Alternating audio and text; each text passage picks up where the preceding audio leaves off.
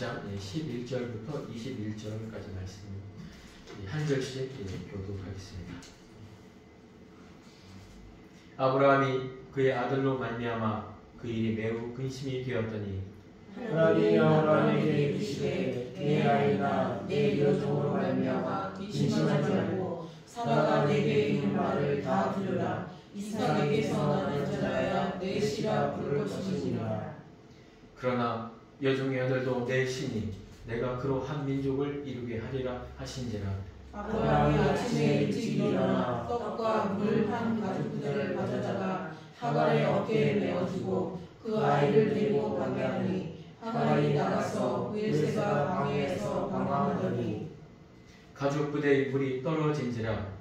그 자식을 관목 덤불 아래에 두고 이르되 아이가 죽는 것을 참아보지 못하겠다 하고 화살 한 바탕 거리 떨어져 마주 앉아 말하며 소리내어 오니 하나님이 그 어린 아이의 소리를 들으셨으므로 하나님의 사자가 하늘에서부터 하갈을 불러 이르시되 하갈아 무슨 일이냐 두려워하지 말라. 하나님이 저기 있는 아이의 소리를 들으셨나니 일어나 아이를 일으켜 내 손으로 붙들라. 그가 큰 민족을 이루게 하리라 하시니라.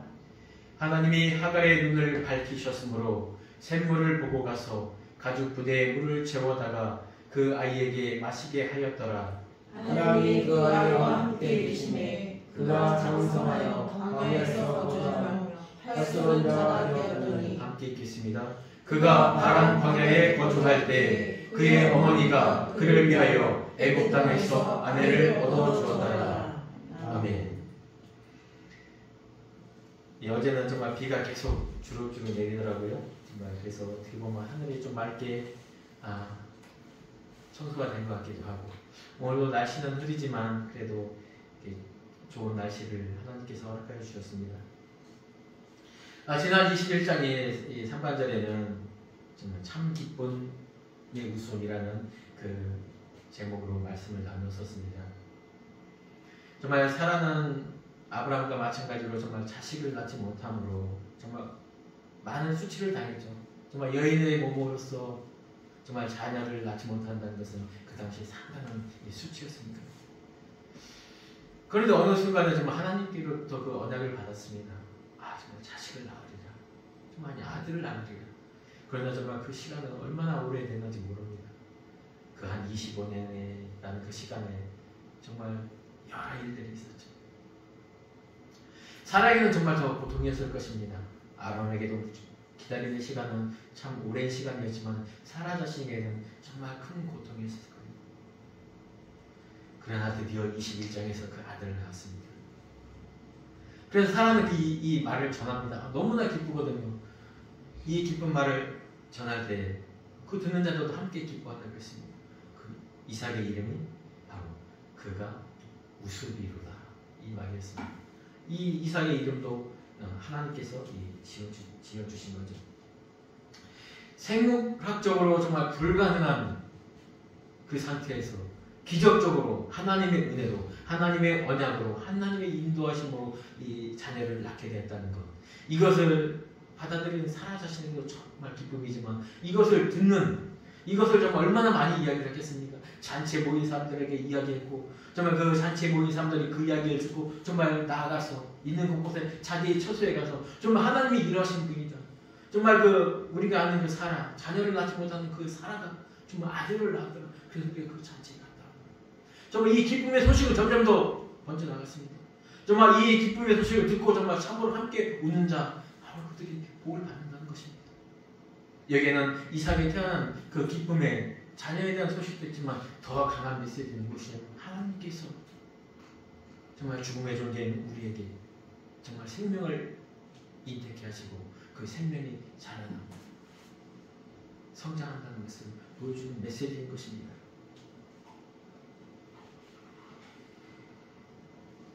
성경의 구속사적 입장에서 보면 이삭의 출생은 정말 예수님의 그 탄생하고 정말 닮은 점이 정말 많이 있습니다. 어떻게 보면 이렇게 같은 점이 많다는 것은 정말 이삭의 이 출생이 예수 그리스도의 탄생을 예표하는 그것이라고 볼 수 있는 것입니다. 그렇다면 이 신약 시대 모든 계시가 열려져 있는 이때 이 말씀을 듣는 우리에게 또한 이 말씀은 정확히 적용이 되는 것입니다. 예, 출생에 대해서 이미 오래전에 선포가 되었습니다. 정말 아브라함에게도 정말 이삭에 대한 이 선포가 이삭이 출생을 한다는 것이 정말 아주 오래전, 정말 성경의 기록상으로 우리가 확인할 수 있는 것은 한 25년 정도 이전에 이미 예언이 되었고요. 정말 마찬가지로 예수님의 그 탄생에 대한 것은 벌써 선지서에도 이미 구약의 선지서에도 아주 기록이 많이 되어 있죠. 특히 이사야서는 천의 몸으로 동정녀의 몸에서 태어난다고 하셨습니다. 그래서 우리와 함께 하심으로 그 이름을 임마누엘이라고. 그리고 신약에서는 예수라는 이름으로 우리를 죄에서 사하여 주실 자라고 이렇게 선포적인 말씀으로 이미 예언이 되는 것입니다. 또한 하나님이 정하신 그 때에 정말 사람이 정한 것이 아니라 하나님이 정하신 그 때에 모두 다 이 출생을 하고 탄생을 했습니다. 그리고 이름 또한 정말 사람이 먼저 지은 것이 아니라 하나님께서 이미 정해 주었습니다. 예수님의 탄생 때도 정말 요셉을 통하여 말을 하죠. 이름은 예수라. 마찬가지로 이삭도 이 아들입니다. 태어나기 1년 전쯤에 이 이름을 이삭이라. 또한 탄생 자체도 정말 초자연적이죠. 기적적이죠. 정말 이삭은 이미 경수가 말라버린 모친 사라의 몸에서 태어났고요. 예수님이야 말할 것도 없이 동정녀 마리아, 정말 남자를 알지 못하는 그 몸을 통해서 나왔다고 합니다. 히브리서 11장에서는 이삭의 출생에 대해서 이렇게 기록합니다. 정말 죽은 태에서 태어났다고. 정말 그래서 이것을 죽음을 이기고 새 생명의 역사를 이루신 그리스도의 부활을 예표하고 있는 것이라고 히브리서 기자는 기록하고 있습니다. 또한 이 둘의 출생은 정말 큰 기쁨을 안겨줍니다. 이삭의 출생은 일단 이삭의 아버지 엄마에게 정말 큰 기쁨이 되었고 주위 사람들에게 정말 큰 기쁨이 되었죠. 그러나 예수 그리스도의 탄생은 모든 인류에게 정말 예수 그를 통하여서 구원받을 그 모든 인류에게 정말 가장 큰 기쁨이 된 것입니다. 이처럼 이삭의 출생은 오실 예수 그리스도의 정말 표본이 되었던 것입니다. 그렇다면 오늘 들려지는 이 메시지 또한 정말 2000년 아니 3000년, 4000년 전에 있었던 그 역사적 사실에서 끝나는 것이 아니라 그 말씀은 승리의 말씀이 되어서 우리에게도 똑같이 적용되어야 할 것입니다. 이삭의 출생과 젖대회 잔치를 열어 정말 아브라함, 사라 그리고 함께 참여한 사람들은 정말 기쁨의 축제였었죠. 그러나 하갈과 이스마엘에게는 반갑지 않은 사실이었습니다. 어떻게 보면 이때부터 정말 이제까지 누렸던 영광은 점점점 사라지게 되었습니다.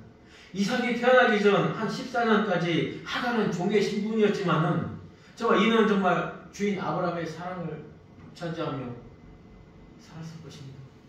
정말 하갈의 인생이 어디였었습니까? 애굽의 종에서부터 정말 가나안 땅에 와서 종의 신분으로 정말 사라의 여종의 신분으로 살아왔지 않습니까? 그러나 그 종의 신분에서 정말 후처에 거기다 아들을 생산함으로 정말 얼마나 귀한 영광을 받았는지 모릅니다. 이스마엘 또한 어떻습니까? 이스마엘 또한 서자의 아들이지만 정말 사라가 아들이었으므로 정말 얼마나 큰 사랑을 받았을까요? 정말 이 13년간은요, 이 이스마엘이 태어나고 이 13년간은 이 성경 기록이 없습니다. 하나도. 여기서는 똑같이 아브라함도 똑같이 우리 인생과 똑같은 삶을 그대로 살았다는 거예요. 아들로 인한 기쁨으로요.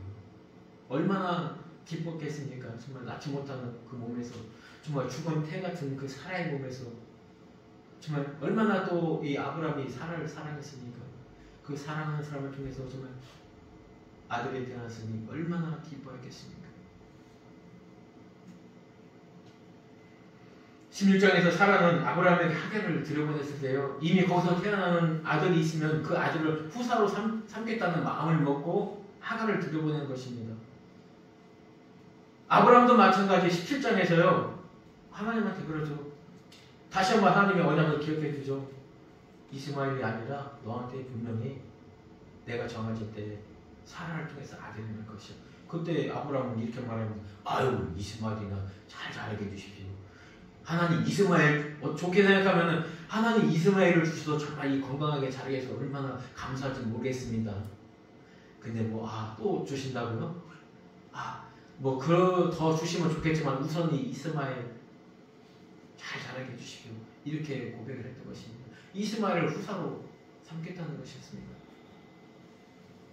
이처럼 주인인 아브라함과 사라도 이미 이스마엘을 후사의, 이 후대의 존재로 이미 인정하고 있었습니다. 이삭이 태어나기 전까지는. 얼마나 이 이스마엘이 아버지 귀한 대접을 받았겠습니까?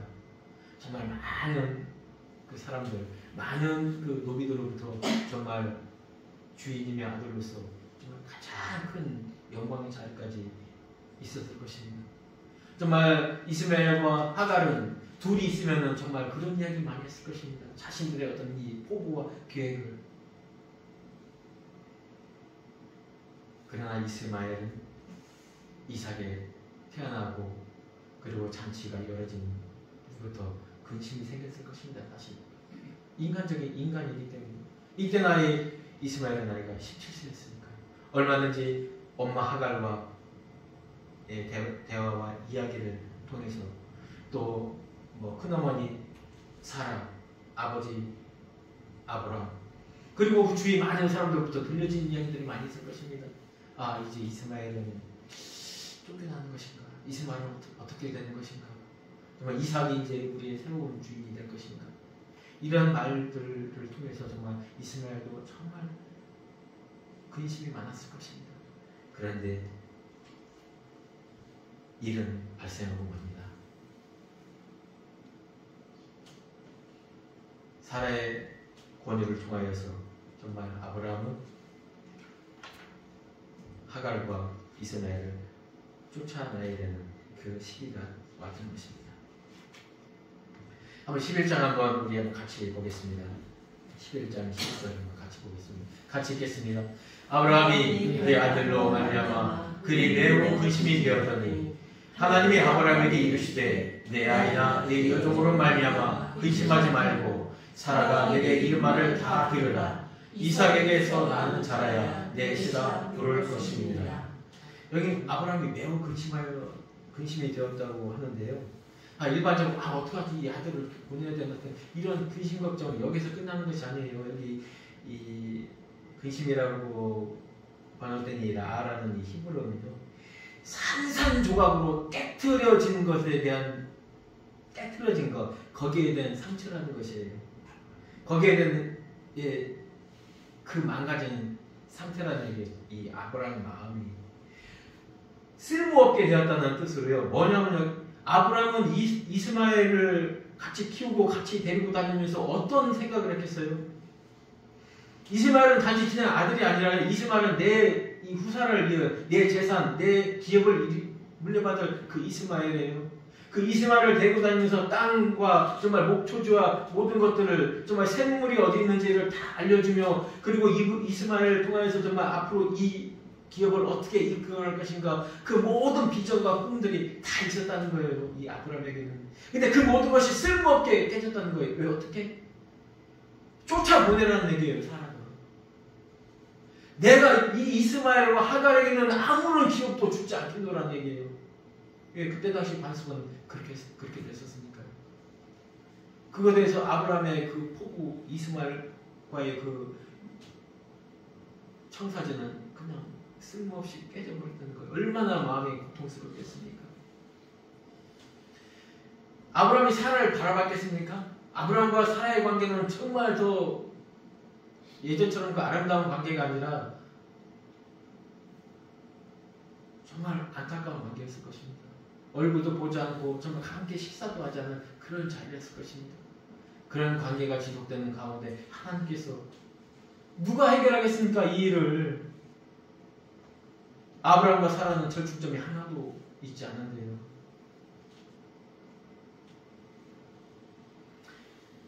하나님이 말하십니다. 너 이삭 태어난 거 봤지? 내 언약으로 내 약속대로 되는 거 봤지? 이 말에 아브라함은 아무런 대꾸를 할 수 없습니다. 자신이 그 하나님의 그 언약을 어기고 했었던 그 모든 일들이 주마등처럼 생각났을 거예요. 자신의 처지를 보면 자신은 이미 하나님으로부터 버림받고 정말 얼마든지 애굽에서 아니면 그 아래에서 자기는 죽었을지도 모르는 그런 상황이었지만 하나님은 지금 현실에 정말 하나님이 약속하신 그 아들과 또한 자신의 기업이 여전함을 머물러 따를 수밖에 없었던 것이죠. 아브라함이 이렇게 순종할 수 있는 사람입니까? 예전 거를 보면 절대 그렇지 못하죠. 이렇게 아브라함을 하나님이 만들어 가시는 겁니다. 우리 또한 그렇습니다. 우리가 예전에 교회 다니지 않는 사람은 우리가 이 자리에 지금 여기 앉아 있겠습니까? 얼마나 세상에 좋은 것들이 많은데요. 우리가 물질을 들을 수 있겠습니까? 이 물질이 얼마나 귀한 건데 우리를 이렇게 만들어 가십니다. 결국 하나님 우리를 영화로운 존재로까지 만들어 주실 것입니다. 이 언약을 가지고 아브라함에게 말합니다. 사라의 말을 들으라. 아브라함은 사라의 말을 들을 수 없습니다. 그러나 하나님이 이 언약을 내세움으로 들으랍니다. 그 들으라 하심을 아브라함은 그대로 순종을 합니다. 13절 14절 볼까요? 함께 읽겠습니다. 그러나 여종의 아들도 내 신이 내가 그로 한 민족을 이루게 하리라 하신지라. 아브라함이 아침에 일찍이 일어나 떡과 물 한 가죽 부대를 가져다가 하갈의 옆에 내어주고 그 아이를 데리고 가게 하니 하갈이 나가서 브엘세바 광야에서 방황하더니. 아멘. 정말 12절에서 끝나자면 우리는 좀 마음이 좀 아팠을 거예요. 그렇죠? 어떻게 하나.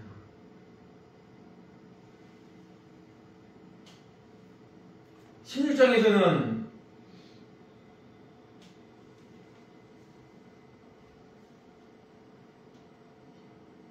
하갈이 도망을 가죠. 도망을 가서 이 부엘라 헤로리에서 하나님을 만나고 그 언약을 받아서 또한 이 사라의 품으로 들어갔었던 적이 있습니다.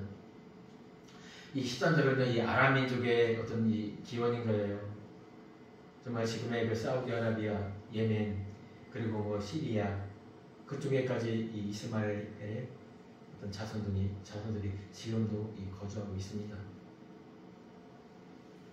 하나님 이것에 대한 이 한 민족을 이룬다는 이것에 대한 것을 이미 하갈에게도 그리고 사라에게도 아브라함에게도 이미 언약을 하셨습니다. 그 언약을 이루시는 거예요. 하나님은 이 하나님의 백성들, 정말 믿음을 가진 하나님의 백성들에게만 역사하시는 것이 아니라 모든 인류, 생명을 가지고 있는 모든 인류의 하나님이신 것입니다. 아니 그 하나님을 아버지로, 그 하나님을 나의 왕으로, 나의 주로 받아들이냐 받지 않는 것은 인간의 몫인 것이죠. 16장 10절에도 하갈이 약속합니다. 브엘라 헤브리에서 여호와의 사자가 또 그에게 이르시되 내 씨를 크게 번성하여 그 수가 많아 셀 수 없게 하리라. 아브라함에게도 또한 약속합니다. 이스마엘에 대해는 내가 네 말을 들었으니 내가 그에게 복을 주어 그를 매우 크게 생육하고 번성하게 하리라. 그로 12두령을 낳게 하리라. 이렇게 약속을 하십니다. 그런데 그때는 사라의 품으로 들어가라고 그렇게 말씀하시고 지금은 또 사라가 쫓아내니까 왜 쫓아내라고 하나님은 그렇게 말하셨어요. 참 어떻게 보면 아이러니한 것 같죠. 근데 이 또한 하나님의 뜻입니다. 아브라함에게 약속한 것을 이루시는 거예요. 17장 5절 6절 말씀처럼 여러 민족의 아버지가 되고 여러 민족이 그 품 안에서 나온다고 했습니다. 그러니까 이스마엘이 광야에서 혼자 하갈을 통해서 태어나면 되지 않은 거예요. 아브라함의 품으로 와야 돼요. 그래서 아브라함의 허리에서 나와야 되는 거고. 그리고 또한 그두라라는 후처를 낳아서 그 아이들이 또한 번성을 하잖아요. 모두 다 아브라함에게서 나와야 되는 거예요. 근데 지금도 그 민족들은 아브라함을 자신의 믿음의 조상뿐만 아니라 자신들의 육신의 조상으로 알고 있습니다. 지금도 있는 그 예루살렘은 그들은 서로 그것을 자기들의 것이라고 웃기고 있는 것이죠. 그처럼 하나님은 그냥 언약 그대로 되는 거예요. 단지 그 언약에 대한 인간들의 관점은 온전하지 못할 수 있습니다. 성경은 구속사적 그 관점에서 언약의 후손을 예표하는 이삭을 믿음의 조상 아브라함의 후사로 기억 이을 자로 정했습니다. 이는 이삭이 뭐 어떤 대단한 존재라서가 아닙니다. 아브라함과 사라가 뭐 어떤 특별한 존재가 아니라요, 하나님의 언약인 거예요. 이삭이 어떤 훌륭한 어떤 그런 업적을 세웠습니까? 태어나기도 전에 이미 그 이름을 정해주신 그 하나님인데, 우리 또한 그렇습니다. 하나님의 은혜, 하나님의 선택, 하나님의 사랑으로 우리는 하나님의 백성이 되었다는 것이죠. 근데 아브라함에게는요, 이 미련이 있었어요. 왜? 경험이 있잖아요. 하갈이 도망갔는데 다시 얼마 되지 않아서 돌아왔거든요. 그 미련에 대해서. 또, 하나님이 내보내라는 그 말에 어떤 그 결심을 갖고 아침에 일찍이 이 세겜이라는 단어예요. 이거는 어떤 마음을 딱 다잡았다는 거예요. 결정하는 다음에 그 떡과 물한 무대를 하갈에게 딱 메어줍니다. 그 메어주면서 무슨 말을 했겠어요? 우리는 영원한 이별이 아니다. 예전처럼 우리는 또다시 볼 수 있을 것이다. 그래서 그냥 떡과 물한 무제 한 가죽을 얹혀서 내보내는 것입니다. 사라를 피해서 하갈이 도망갈 때는 애굽으로 가려고 결국 수울 강화에까지 가서 부엘라 헤로이라는 곳에서 하나님의 사자가 나타나서 다시 하갈을 보냈죠. 근데 이때는 하갈은 멀리 가지 않습니다. 그랄 근처 바로 부엘세바라는 이곳에는 아브라함이 파는 우물도 있었죠. 아브라함의 목양지, 그쪽에서 헤매고 있었던 거예요. 어떻게 보면 하갈은 기다렸습니다. 주인 아브라함이 사람을 보내어 자기를 부르기를 희망했는지도 모릅니다. 아브라함은 그랬을 것입니다. 지금 사라가 너무 격정된 상태니까 이스마엘의 어떤 그런 비웃음을 보고 사라가 좀 너무 화가 나 있으니까 우리 잠시 좀 피자. 어떤 그런 대화가 있지 않았을까요? 충분히 이 아브라함이라면 아브라함과 하갈의 관계에서 이런 말이 있었을 것입니다. 15절 같이 보겠습니다. 가죽 부대에 물이 떨어진지라 그 자식을 반목 덤불 아래 두고 이르되 아이가 죽는 것을 참아 보지 못하겠다 하고 화살 한바탕 불이 떨어져 마주 앉아 바람을 소리내어 보니 이것입니다. 기다리고 기다림에 모든 것은 다 떨어집니다. 사람은 때로는 헛된 희망 아니면 자기 자신의 어떤 생각에 자기가 가지고 있는 그 계획, 소망에 붙들려 살 때가 있습니다. 그러나 그것이 하나님의 뜻이 아니라면 그것은 이루어지지 않는다는 것을 우리는 받아들여야 되는 것입니다. 하갈 또한 그렇습니다. 주인의 자신을 부를 것을 기다렸지만은 그렇지 않습니다. 음식은 이미 떨어지고 물 또한 떨어집니다. 주위에서 샘물을 찾을 수가 없었던 것입니다. 아니, 어떻게 보면 샘물이 있었는데도 찾지 못한 것이죠. 왜? 사라에게는 나를 도우시는 이 하나님, 정말 이스마를 자기 품에 태어나게 하실 거라는, 번성을 할 거라는 하나님의 언약은 잊어버리고 오직 아브라함의 약속만이 자신의 희망으로 삼았을지도 모릅니다. 결국 물이 떨어지고 덤불 아래에 두고, 어떻게 보면 아기를 이렇게 품 안에 아기를 이렇게 내려놓던 이런 단어로 보이는데 절대 이 관목 덤불 아래 두고라는 게 그게 아닙니다. 죽어져가는 그 시체, 이미 자기가 어깨에 메고 부축하고 다니는데 이미 걸음 자체를 못하는 이 이스마엘을 관목 덤불에 그냥 던져놓은 것입니다. 이 단어의 뜻이요.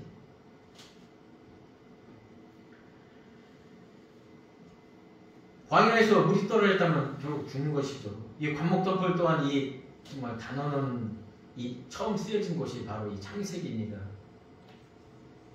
들에는 아직 초목이 없었으므로 이 초목이 바로 관목덮을입니다. 이것이 바로 언약궤를 만드는 방주를 만드는 재료였던 것이죠. 그때 당시에는 언약궤로 삼을 만한 정말 성전으로 삼을 만한 그런 존재적인 사람이 없었다는 것입니다. 지금 이 관목단풀 앞에 던져놓은 것도 바로 하나님의 언약궤, 하나님의 언약 앞에 던져놓은 것입니다. 여기서 나온 이 두고라는 이 단어가 어디에 쓰였냐면 이 샬라크라는 단어가 버려두고 뭐 던지고 단념하고 자포자기한다는 이 뜻인데요. 출애굽기 15장 25절에 이렇게 기록되어 있습니다. 모세가 여호와께 부르짖었더니 여호와께서 그에게 나무 한 그루를 가르치시니 그가 물에 던지니. 이 던지니가 바로 이 지금 쓰여 있는 이 두고라 말과 똑같은 단어입니다. 출애굽기 32장에도 이렇게 기록되어 있습니다. 진에 가까이 이르러 그 송아지와 그 춤추는 것들을 보고 크게 놓아여 손에서 그 돌판을 산안으로 던져. 할 때 이 던져가 똑같이 이 두고라는 샤크라는 단어를 쓰고 있습니다. 이것은 뭐냐면요, 완전 거의 죽음을 맞이한 죽음 앞에 있는 시체나 다름없는 이 아들 이스마엘이 상태라는 얘기예요. 이스마엘을 그냥 쓰러뜨려 놓고 오르는 자신이 그걸 보지 못하는 거죠. 그거라는 거예요. 우리에게 정말 생명수 같은 이 가족부대에 물이 떨어진 것처럼 우리에게 말씀이 없으면요, 이 성령의 은혜가 떨어지면 우리는 이런 존재가 되는 거예요. 이르되 아이가 죽는 것을 참아보지 못하겠다 하고 화살 한바탕 거리에서 떨어져 마주 앉아 바라보며 소리내어 아무것도 할 수 없습니다. 이 사람의 생명 죽고 사는 것은요, 사람은 아무것도 할 수가 없는 거예요.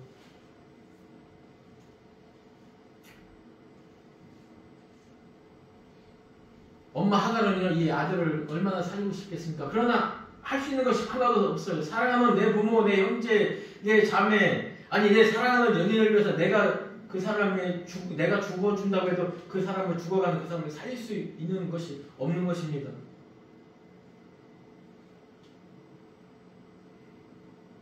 이사야에 이렇게 기록되어 있습니다. 여인이 어찌 그 젖먹는 자식을 잊겠으며 자기 태에서 난 아들이 이를 불쌍히 여기지 않겠느냐.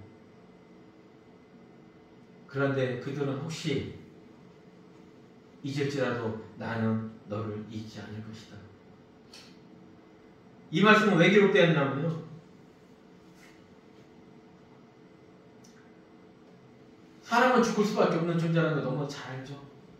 왜? 육신의 죽음뿐만 아니라 영적으로 죽을 수밖에 없는 존재, 이미 죄를 지었기 때문이에요. 근데 이것을 살 수 있는 분은 오직 하나님밖에 없어요. 또 이것을 대신해서 죽어줄 수 있는 사람이 또 단 한 분밖에 없어요. 그 하나님이 대신 죽어주고 새 생명을 우리에게 주시겠다는 이 메시지를 이 믿음의 조상 아브라함에게 통해서 알게 하시는 겁니다. 여기서부터 이 화살 한바탕 거리라고 있는데요, 이 화살이라는 것이 앞뒤 같은 보면은 이 캐셰트라고 해서 이 단어가 처음 쓰여진 게 어디냐면 그 무지개 언약 있죠, 노아에. 그 무지개가 이 단어랑 똑같은 거예요. 무지개가 우리가 보이는 그 아름다운 무지개지만 활처럼 휘어있잖아요. 예. 언약을 상징하는 것입니다. 그 하나님의 언약만큼 떨어져 있는 상태에서 지금 울고 있는 것이에요. 아무것도 할 수 없기 때문에 이미 포기한 것입니다. 죽은 것입니다. 이스마엘만 죽었겠습니까? 그걸 보는 엄마 하갈도 죽은 것입니다. 이때 17절 보겠습니다. 같이 읽겠습니다. 하나님이 그 어린 아이의 소리를 들으셨으므로 하나님의 사자가 하늘에서부터 하갈을 불러 이르시되 하갈아 무슨 일이냐, 두려워하지 말라. 하나님이 저기 있는 아이의 소리를 들으셨나니 일어나 아이를 일으켜 내 손으로 붙들라. 그가 큰 민족을 이르게 하시리라.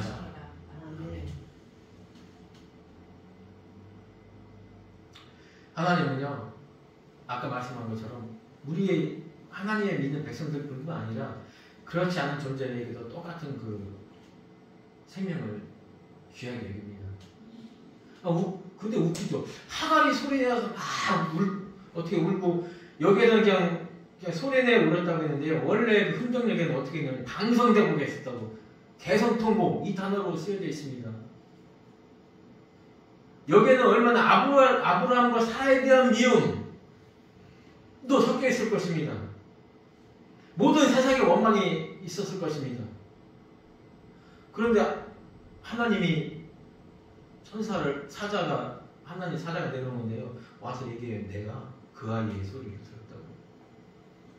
너는 이미 포기하고 내 언약도 잃어버리고 그냥 너는 세상을 향하여 울고 원망하고 있었지만은 나는 그 아이하고 한 약속, 그 언약을 들었다는 거예요. 주님도 십자가에서 엘리 나와 사박다니라고 외치잖아요. 이 다음 장에 이삭은 어떻습니까? 번제단에서 묶여서 아버지가 하고 아무 소리도 없으면 거기서 울지 않았겠습니까? 출애굽할 때 백성들의 그 고통 소리를 들었다고 하십니다.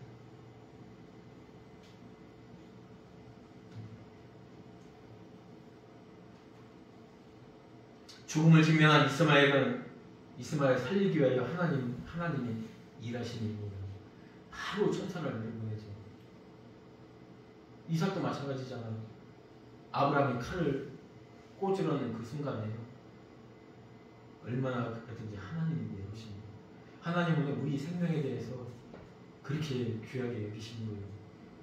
우리 결코 힘든 일이 있다고 아이고 죽겠느니 뭐 이런 말은 왜 안 하셔야 돼요.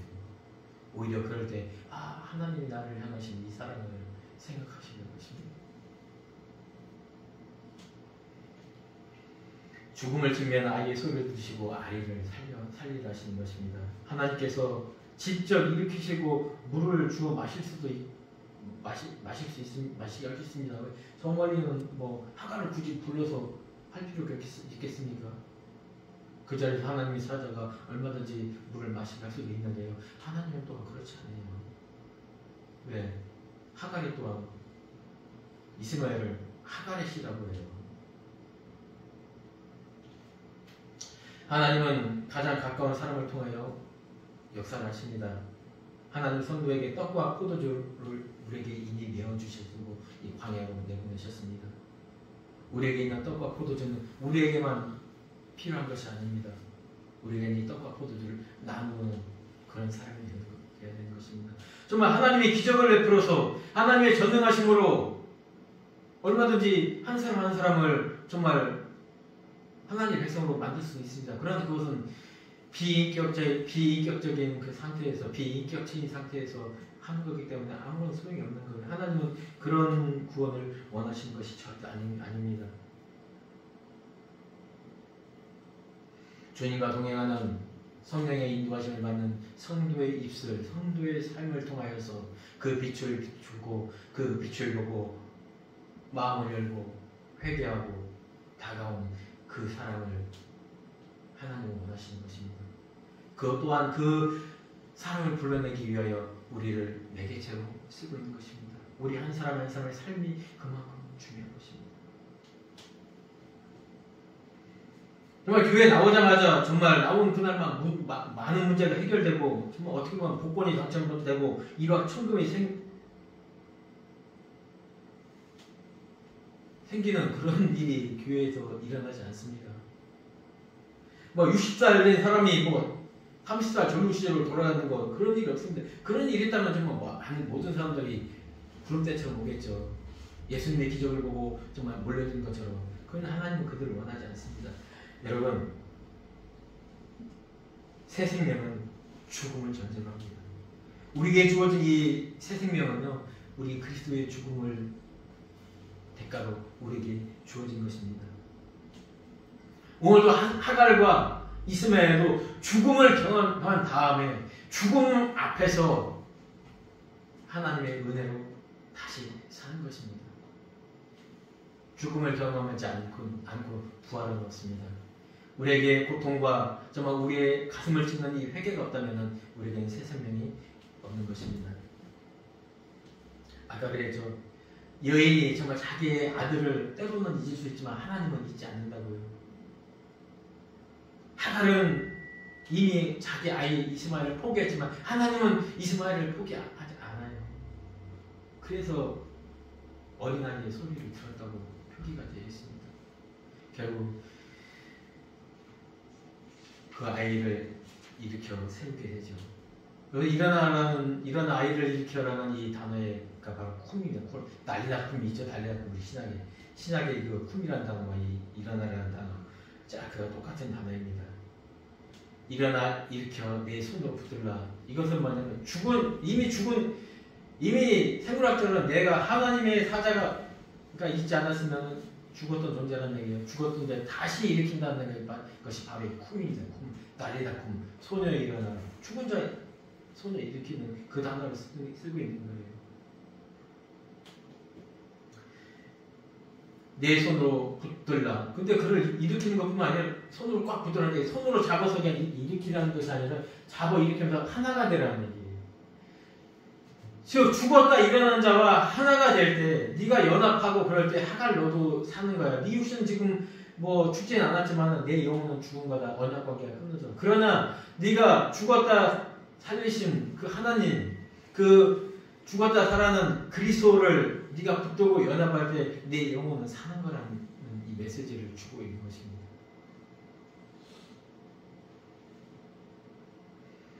분명히 하갈과 이스마엘은 그 후손이 이제 이후로 많이 번창을 하는데 그 후손들에게 전한 메시지 중에 가장 큰 메시지가 바로 이것일 거예요. 우리가 브엘세바 광야에서 거의 죽음을 맞이했을 때 하나님은 우리를 살리셨어요. 그들에게도 하나님입니다. 19절 보겠습니다. 하나님이 하갈의 눈을 밝히셨으므로 샘물을 보고 가서 가죽 부대에 물을 채워다가 그 아이에게 마시게 하였더라. 하나님이 그 아이와 함께 계시매 그가 장성하여 광야에서 거주하며 활 쏘는 자가 되었더니 그가 가란 광야에 거주할 때 그의 어머니가 그를 위하여 애굽 땅에서 아내를 얻어주었더라. 예, 그렇습니다. 비로소 하나님의 사자를 만났을 때 그 눈이 밝아 샘물을 찾을 수 있었던 것입니다. 이미 이 브엘사바 이 광야에는요 아브라함이 샘물을 많이 받았었어요. 이후에도 바로 이 브엘사바가 나옵니다. 이 브엘사바의 원래 이 뜻은 이 세바라는 게 일곱 맹세라는 거예요. 브엘은 우물이고 완전한 맹세, 완전한 언약이라는 얘기. 이 브엘세바에서 세웁니다. 하나님 그 가운데 함께 계시네. 우리는 어떻게 보면 이삭 이외에는 뭐 이스마엘과 하갈은 뭐 단지 육적인 존재인 것 같지만 결코 그렇지 않습니다. 하나님에게는요. 하나님이 그 아이와 함께 계시네. 그가 장성하여 광야에서 거주하며 활 쏘는 자가 되었더라. 하나님이 그와 함께 하셨다는 그 샘물을 마시게 한 거예요. 누가복음 우리가 잘 아는 이 2장 말씀이 세례 요한에 대한 말씀인데요. 이렇게 말합니다. 아이가 자라면 강하여지고 지혜가 충만하여 하나님의 은혜가 그 위에 있더라. 이 세례 요한이 누구냐면요. 이 광야에 거주하는 자의 대표자이며 율법의 마지막 완성을 말하는 게 바로 이 세례 요한입니다. 이스마엘을 뜻하는 거. 이스마엘 일을 신약에서는 율법으로 간주하거든요. 하갈과 이스마엘 그리고 아브라함과 사라를 이 은혜 언약으로 생각하고 그렇게 모든 신약도 그렇게 확증을 하고 있습니다. 또한 똑같이 누가복음에 또 이렇게 기록이 되어 있습니다. 주님에 대한 말이죠.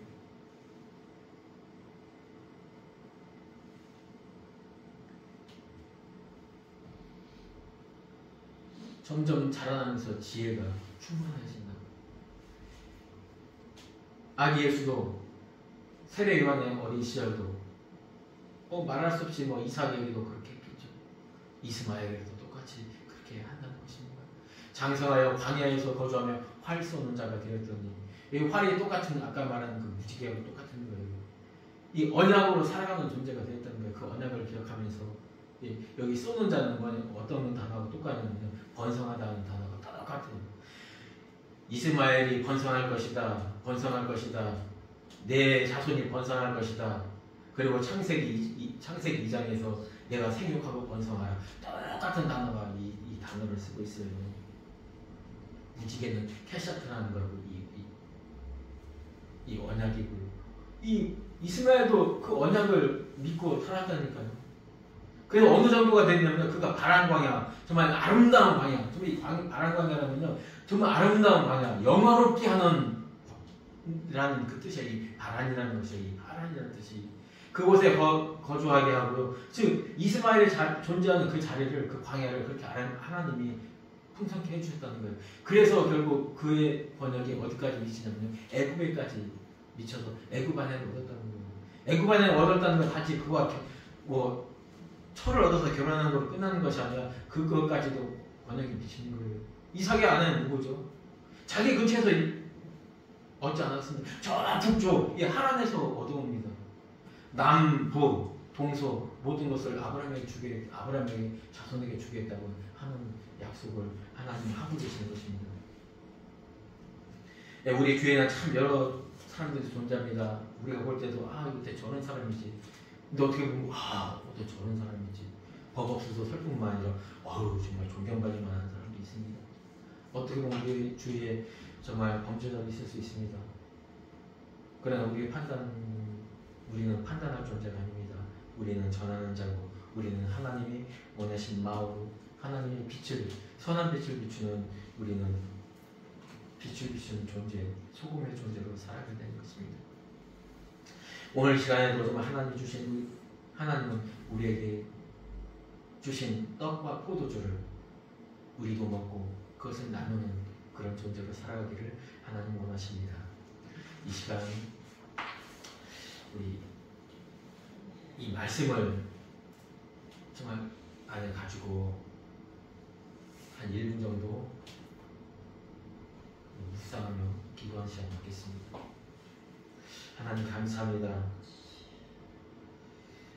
정말 우리에게 이 귀한 말씀을 주셨으니 정말 우리의 삶이 우리 삶에서, 세상의 삶에서 끝나는 것이 아니라 하늘나라의 그 삶으로까지 확장된다는 것을 오늘 말씀을 통해 들었습니다.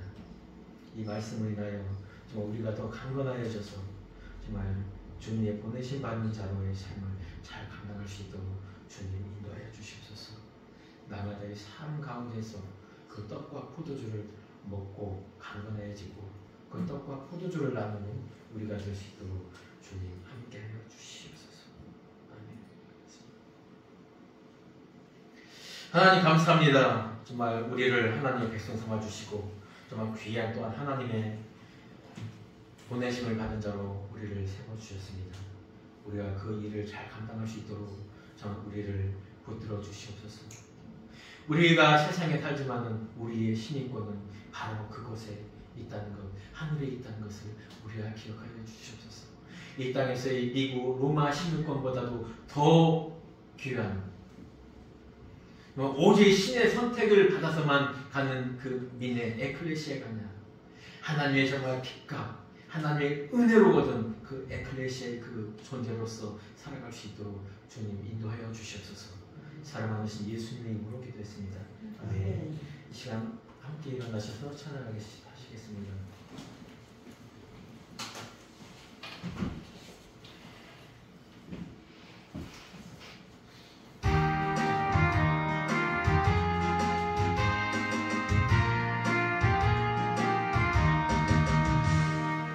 구원으로 인도하는 그분은 참 좋으며 생명으로 인도하는